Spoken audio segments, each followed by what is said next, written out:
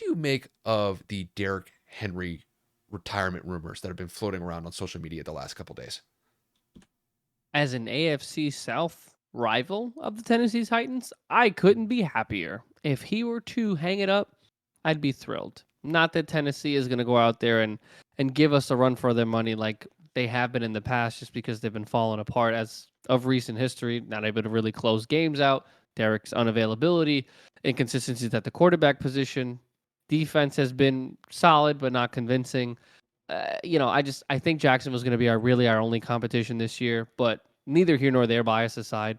What Derrick Henry means to this team is incomprehensible, immeasurable. I mean, any other adjective that goes along with those words is exactly what I'm talking about because, like Kyle said, they are solely dependent upon running the football. There are times where Derrick Henry touches the ball 30 to 35 times. There's times where they'll give it to him every single down, including fourth, on one drive. In one sequence, within 10 yards, they'll give it to him 4 straight times. He has accumulated a multitude of mileage similar to a vehicle because when you're having 25 to 30 attempts per game in a 16, now 17 game season, including the postseason, or not including the postseason, dude, that's absolutely absurd. The man is exhausted. We haven't seen touches like that since the early 90s. I mean, maybe even the 2000s. Consistently, players getting that many touches. Of course, if it's a favorable matchup with like the league's lowest rush defense or something like that, of course you don't need to throw the ball because you know for a fact they can't stop the run. But Tennessee became a one-trick pony. I mean, there were games where Derrick Henry's getting 25 attempts and only ends up with 50 yards, despite the opposing team knowing that's all they can do. And Tennessee wasn't able to change the verdict. Now, I don't want to say that that's all Mike Vrabel's fault, but low key it kind of is. You're the head coach. You put too much on his body. He's already abnormally large for his position. I mean, 6'4", 250 or 60 pounds, whatever the hell he is. Yes, he can run.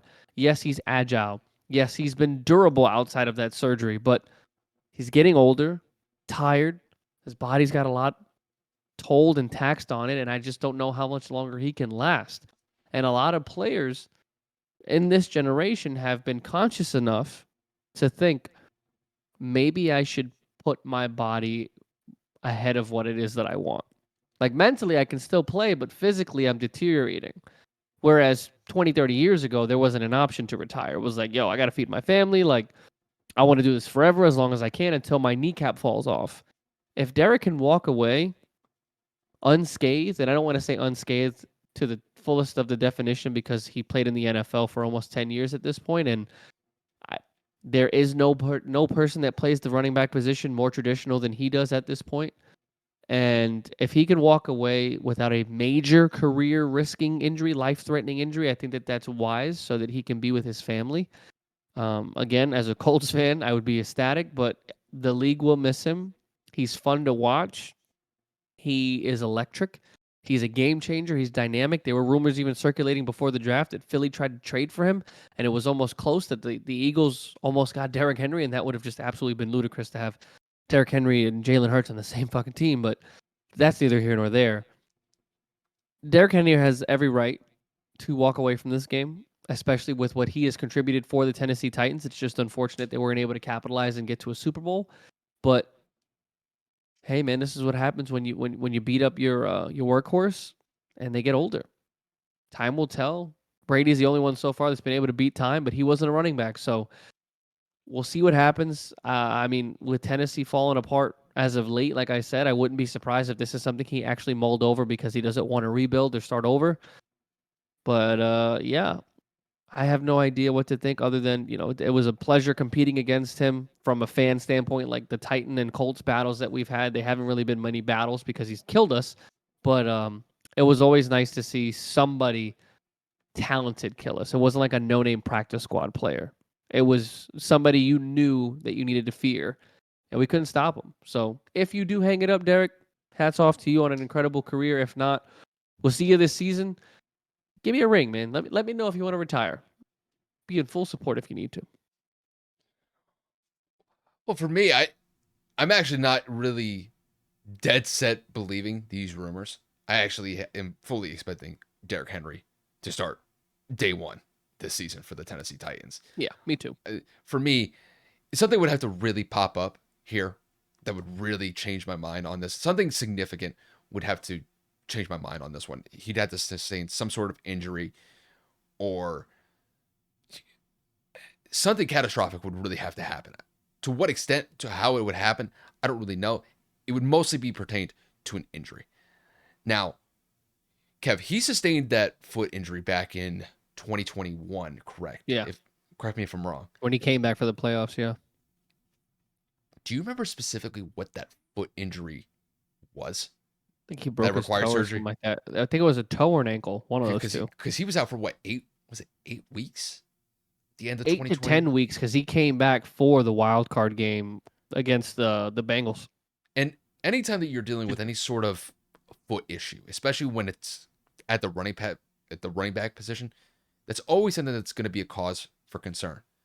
But Kev, I got to be honest with you.